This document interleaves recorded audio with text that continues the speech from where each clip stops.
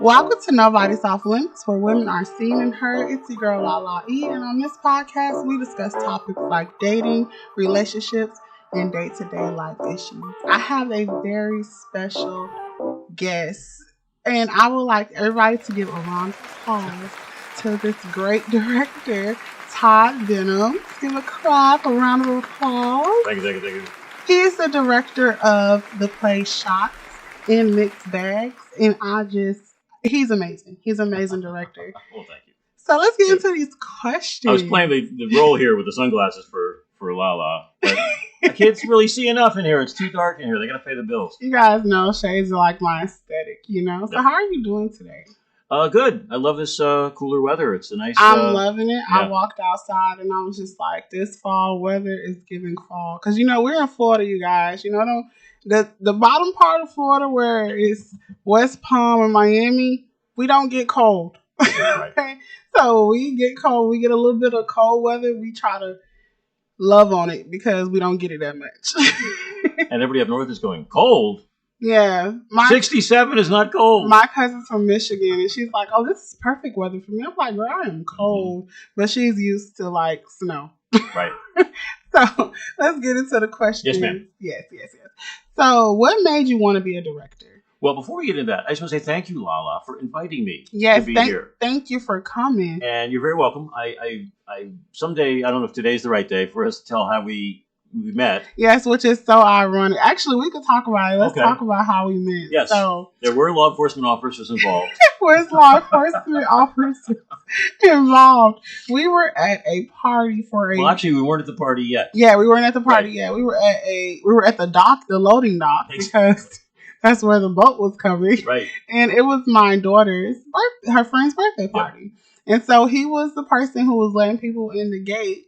And these people at the loading dock, the marina, and the water ferry. I'm not going to use the real thing, but the people who would ferry you from the marina to the island that was once shaped like a peanut. Yes, if you guys legally now we can continue talking. If you guys know what it is, you know. So the people were just losing it. It's like, oh, you can't. The dad was picking up everybody who was supposed to go to the child's party. So we were the last two. I think we were the last two. Because the boat was full and we had a lot of gear with us, and we were the last two. So the man was just like, no, you can't pick them up there.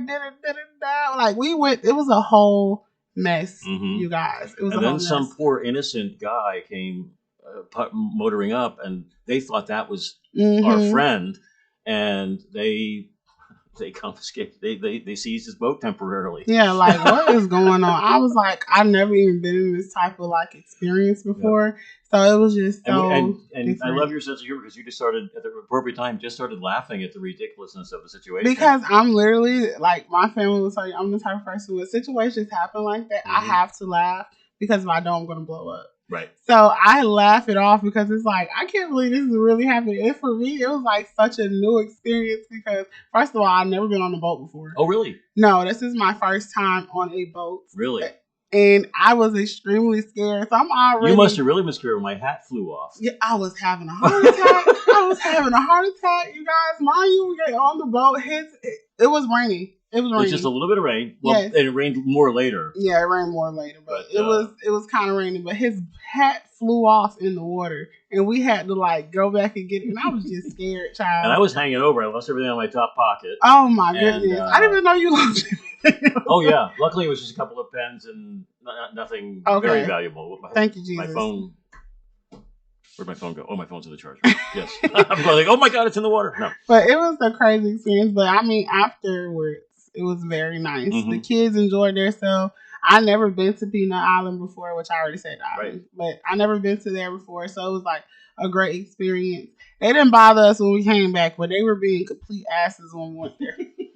So, So then we get over the island and we start chatting even further about now that the heat's off. Literally. Yes, now that we're calm. And we found out we had a few mutual friends. Jim York at the Connecticut School of Broadcasting, or more correctly, the CSB Media Center. Is that the correct terminology? Yes. And then I found out you were a graduate of the school, and right across the way is Legends Radio. I've done a lot of work with them. And it just shows the world is so tiny. It sure is. The world is so tiny. Who would have thought I would have missed somebody who actually even knew who he was, who Jim York was, because I didn't think a lot of people knew what this school was. Mm-hmm. A lot of people don't know that this school is literally generated towards kids learning, or adults, not kids, adults learning. Learners of all ages. Yes, learning about broadcasting, learning about media. They podcasting. have podcasting, anything that has to do with like media, they're going to help you. And they have their film program reinstated too. Yes, yes. Now they have a film program. Yeah. They also have a graphic design and program. coding. Some really cool stuff going on. So if you guys want to check out my school, you guys should. It's an amazing school. They really care for you. And what I also love about this school, that when you graduate, they're going to make sure that you have a job. And it opened doors because you get to meet certain people that you probably could not meet if you didn't get your voice out and actually get the help from people here. Because I've met a lot of people that I didn't even know that I was probably going to meet. Well, one of the things too, I mean, they say it in the ads, but it's really true. When you turn on any media outlet in South Florida, Dade, Broward, Palm Beach County, Southwest Florida, Tampa, up to Orlando, you're going to see people that came to the Kinetic School of Broadcasting. Yeah. I love that. And it's a lot of people. And like now I'm a teacher and I teach broadcasting. I didn't choose the television route, but I love teaching broadcasting. That's why I do this podcast. The doors that open. Yeah, that's why I do this podcast. And like it's just a great thing. But when we had the talk and I found out he was a director, and it was just like, okay, I got to have you on a podcast. Right. Have to, because it's people out here who really do want to be a director. I have a lot of kids who want to be a director. I have a lot of people that are friends of mine who want to be directors and things like that. So it's nice to get information and just things that they don't know from someone who's been in the game for a very long time. You know what I'm saying? Absolutely. So just the experience. And it's like, I know I'm just ready to ask these questions because I'm ready for people to hear it. Okay. Let them rip. So what made you want to be a director? Well, I don't think I really wanted to be a director per se. You kind of evolve into that. And you've alluded a couple of times when you've said years of experience. And that's truly needed because you have to see what works and what doesn't work. And a lot of times you're not going to be the director when that's happening. Hopefully you won't have too many failures. But you have to sort of earn your pedigree. You've got to, and I started out as an actor. I actually then got into stand-up comedy. A guy saw me in a play down in West Palm a few years back, saw me and said, if you can do those monologues in that play, you can do 10 minutes of stand-up comedy easy. And he unfortunately was correct because I went and took third place in the first night out. And that's so cool. Then he had another show, and then I started getting booked on that. And the acting thing fell aside. I toured nationally. I worked with all kind of people. Larry the Cable Guy is a good friend. Dan Whitney. You name it. George Wallace. Boy, and you want to talk about giving back. And this is what's really cool about what you're doing here. I was at an open mic, and George Wallace was the headliner that week. And I came off the stage, and the manager grabbed me, and she said, "George wants you to open the show this week." Wow. And all the stories here about George Wallace being such a good guy, they're absolutely true. And it wasn't a huge break, but it was definitely a starting point. Yeah, and it definitely, one of those stepping stones that you have to go through. And then after a while, I got back into acting and doing the stand-up comedy. I learned so much about timing, audience interaction, especially live theater. There's nothing more immediate than stand-up comedy, because I say something and they're gonna laugh or they're gonna react. Yeah. So I'm right here and I'm right. It's the closest thing to it. If you do a play, generally speaking, they wait till after the play to do the applause, but you're also gonna hear reactions throughout. And of course, filmmaking, be it a commercial, a TV show, feature film, whatever it might be, that's the most deferred gratification because of distribution issues and who knows what. That project might sit for a long while before it actually comes out. Wow. So did you want to be an actor when you were growing up? Is that like something you went to school for, or did you just know? I eventually went to school for it. When I was younger, I gravitated toward it. Luckily, I was in a school and everything, the art project built puppets for the thing we did for the puppet show. So we needed a script. So the English department would have people there working on the script. And it all kind of did that kind of thing. I played in the band. I played on the football team, which was another thing too with getting in. Look at how many former pro football players there are in media today. Yeah. Who are the hosts of CBS Sunday Morning? Or I CBS have Good absolutely no clue. Well, former Minnesota Vikings wide receiver. Really? Yes. Wow. That's going to be your homework assignment. Okay. And a Good Morning America, former New York Giants defensive end. That's so cool. Okay, and those are just two of them. It goes back through history. Alex Karras was on Webster. Wow. Goldberg, the wrestler, was a pro football player. I might actually make my kids do a project on this. Me too. Yeah, yeah. So anyway, but any kind of how you find the audience, it strengthens all of your other skills. And yeah, it's like for me, and I'm 26. I started doing like acting and chorus and stuff when I was in high school, but I didn't realize that I really had a passion for it until I started doing like YouTube. And I was like, you know what? I have a voice. Like people like to hear what I have to say. And what I'm saying is like actually really beneficial. And I'm opening doors for other people and other women for sure. Because this is what my podcast is about. Even though we welcome everybody, the foundation is women. Yep. And me realizing I had a voice, I was like, you know what? This is what I want to do. But it took me so many years for it to even happen, or so many years for me to even understand that this is something that I wanted to do. So it's like great that you stuck to it and you stuck with your passion. And I feel like my kids should actually like think like that. And that's why I try to tell them now, like when you get into high school, pick your career and your path, because you never know where it could get you. But you have to start now. Don't wait years later like I did years later. But I just double checked the program here. We have a cast of 8, of which 5 are women. Oh, really? Our producer is a woman, Donna Carbone. She's also the executive director of the Palm Beach Institute for the Entertainment Arts, which is where we're having the show. And I've always, that's one of those things too. I've just never thought of as a big deal. I'm also a flag football coach, and I have my girl power package. I got three really fast girls, and I put them out there, and I make them. They're the featured bunch. That's on so a couple cool, of different because things. a lot of women, I know that I did do a project before, don't really get the recognition that they deserve in the acting world. And it's just now, it took years of women working hard. Well, we just lost Suzanne Summers this week. Yeah. And she fought to get equal pay. And there's no reason why she should ever have not been paid equally. Exactly. Because there were 3 stars on the show. It was Suzanne Summers, John Ritter, and Joyce DeWitt. And those 3, it was truly an ensemble cast. Exactly. Like the energy with all 3 of them was like phenomenal. Why is she not getting paid the same amount? And she was the real foil. Exactly. And it's like, we don't even know what be happening behind the scenes. Right. Exactly. To be real. Yeah. So next question. Yes, what is your process in directing? Well, basically you have to start with the script. It's the words on the page. But that's only what the author has given us. If you take a look, in fact, I'll just get a piece of paper here out of this book. In fact, let me go to page 79 in this book, 100 Things to Do in Jupiter Before You Die, which features the Palm Beach Institute. And if you look here on either of these pages, you can see there's the black. This is the author gave us the ink. Okay, those are the words, and that's the script, if you will. But what about all the white areas all around? If you took all the black ink and squished it all down into a little square down in the corner here, how much of the page do you think the ink on this paper would cover? That's a good question, Half? Half, maybe. Not even, I don't think. Probably like this much. Okay, so let's just go with a third. Yeah, a third. Okay, all right. So if the author gives you 1/3 of what you're going to present on stage, you've got 2/3 of stuff that the actors, the crew, the director, the costume director, the set designer, they all have to bring. So it's a very huge collaborative process. Wow. And the director has to coordinate all that. The director's like, the quarterback of a football team or the CEO of the corporation. And sometimes you got to jiggle-jaggle. You have to make sure you don't step on people's toes. And sometimes you have to make decisions that are a little tougher, but you have to be firm with it. And on our first rehearsal, a couple of people said, "I'm really nervous." And I said, "Why?" "Well, I saw the last show you did, and I don't know if I could do that good." I said, "Please, don't ever say that. You're going to be that good."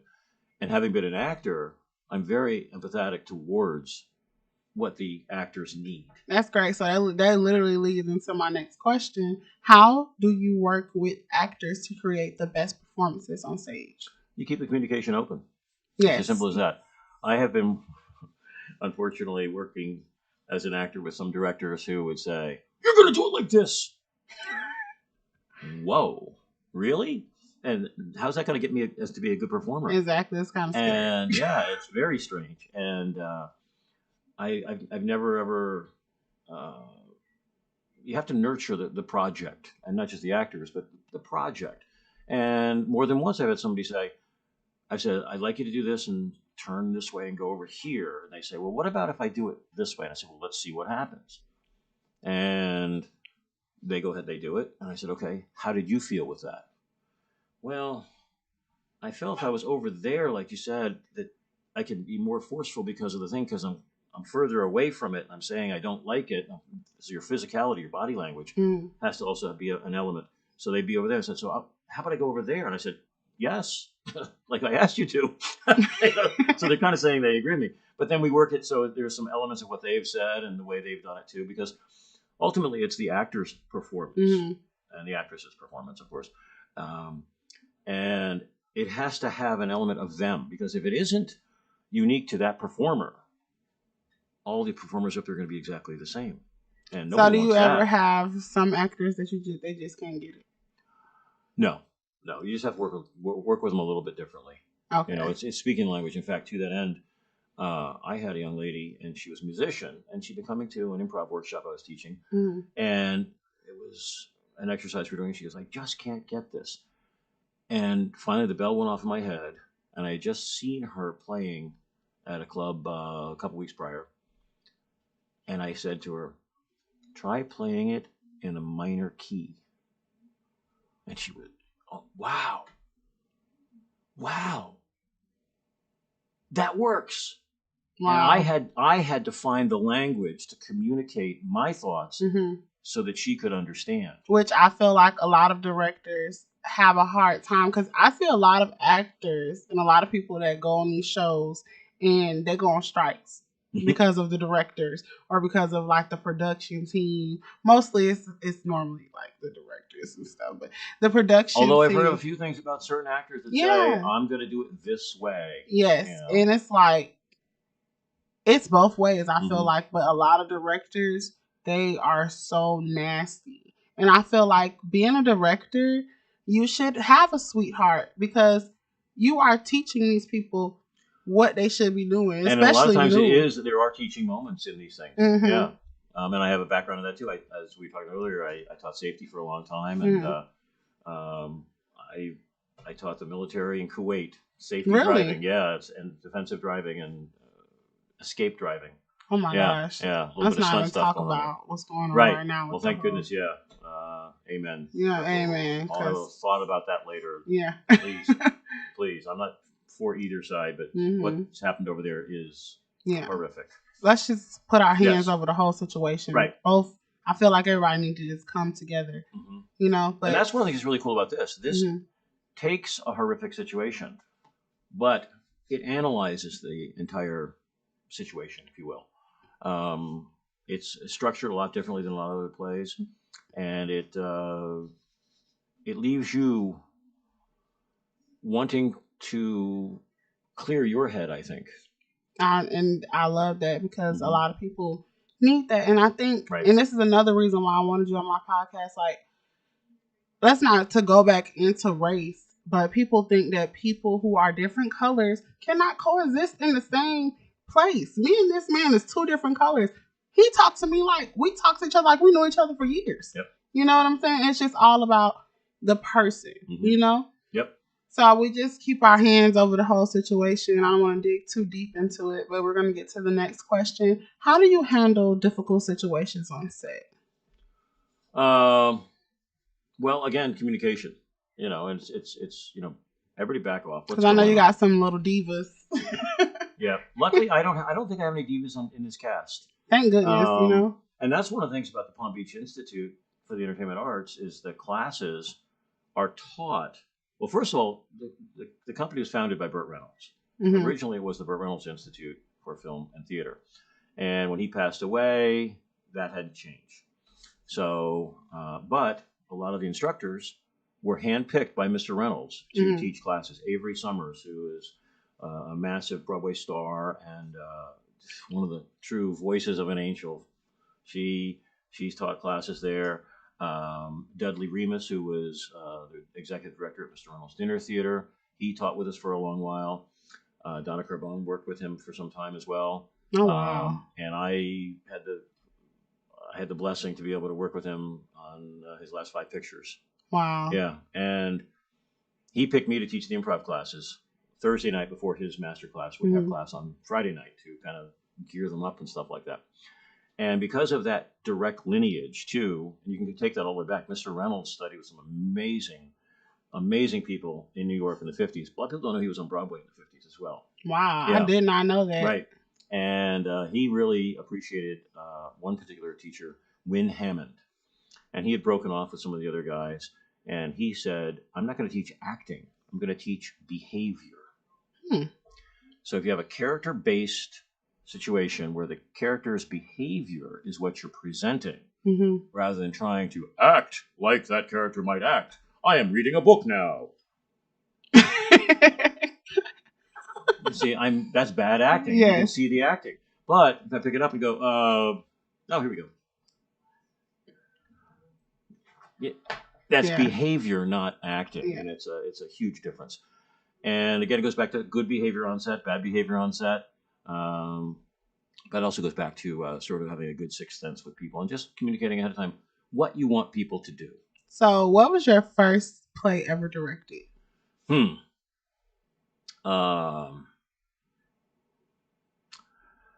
Wow. You did mention I've been in this business a long time. Well, I'll tell you, one of the first things that I did with Mr. Reynolds was we did a night of 3 one-act plays. Oh, cool. And they were all by a playwright named Christopher Durang. And it was an outgrowth of Mr. Reynolds' master acting class. And I directed a play. And another Sherman Roberts directed one. And so did Peter Marzilli. So we had these 3 different things that all kind of interconnected in theme. But and they're all half hour. And it was just so much fun. And the play I directed was a parody of Tennessee Williams. And it was a little bit of the Glass Menagerie, and a little bit of Monty Python, I would have to say, and a little bit just plain craziness. Maybe South Park, but that's not right. The gentleman caller came, and the dad was there, and it was just, in fact, the guy playing Big Daddy dropped out. Wow. 2 days before the show. 2 days? 2 days before our first show. How did you guys even get somebody to cover? Well, here goes back to the director having to know the part. Oh, wow. I knew the play, so I had to step in. That's crazy. Yeah, so why did he drop out? Do you know the reason? I think it was a health-related issue. Oh, okay. I don't recall exactly. Okay. But yeah, so. That's a lot. So that was a lot of fun. And we did a lot of really great things up there at the Old Burt Reynolds Museum. That is amazing. Yep. And we're still carrying that on now. It's the same organization, essentially. We're in North Palm Beach now. It's a much smaller studio theater, but some really cutting-edge things happening there. And so would you say directing is different from how it was back then to now? Is it like different, or is it still the same concept, or like just the way things are done? Well, it's probably essentially the same, but you have different technology available. For instance, instead of having to have an orchestra do, sound effects or sound cues or things like that, goes in tight. You have multimedia, Yeah. Right.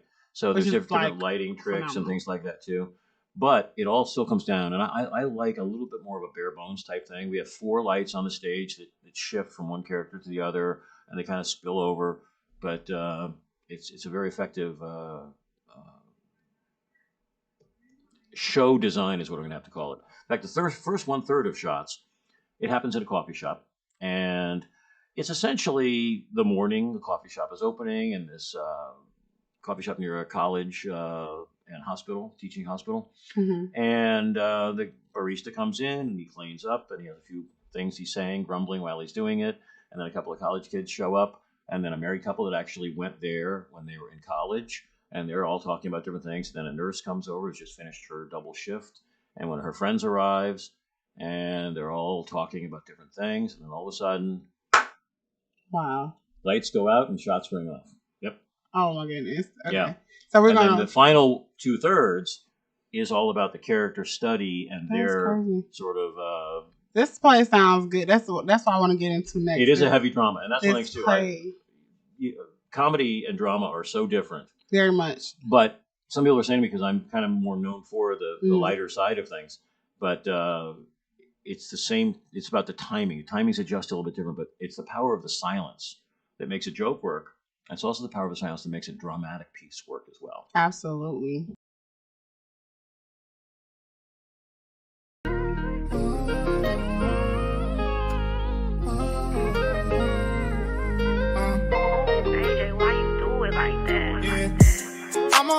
heartbreaker, but I got you next to me. All them lonely nights, girl, I need your therapy. You got your guard up and you threw away the key. But I knock your guard down, cause my love in jeopardy.